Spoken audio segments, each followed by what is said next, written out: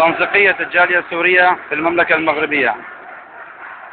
مظاهرة بالدار البيضاء صاعدة صباحا يوم الأحد 26/2/2012.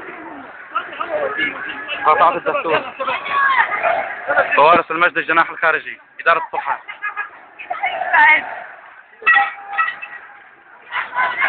مظاهرة تتعدى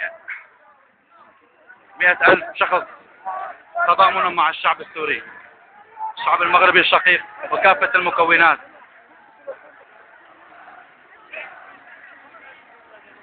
عذرا للتصوير لما انكسرت الكاميرا. المجتمع المغربي بكافة أطيافه ترفض بشار الأسد، أطفالا كبارا صغارا.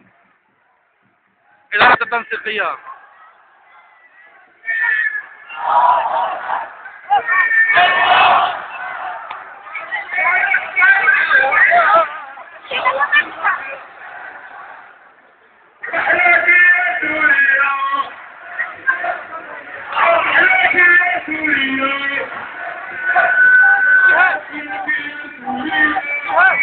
تنسيقية الثورة السورية، تنسيقية الجالية السورية في المملكة المغربية.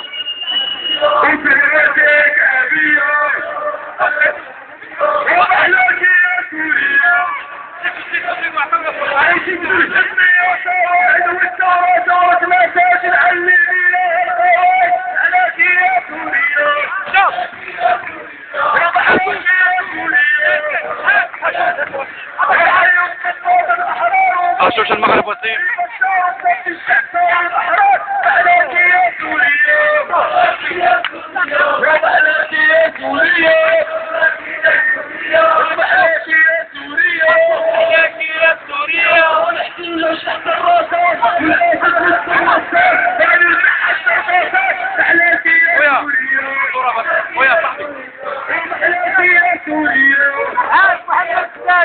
تضامن الشعب المغربي الحبيب مع السوري.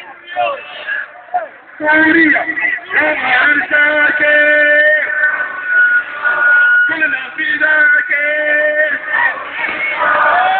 يا ساكن سوريا كلنا في ذاك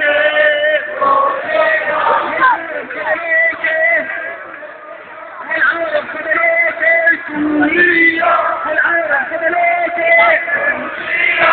كونك ما تنساكي كونك ما تنساكي قولي يا ما تنساكي ميسر ما تنساكي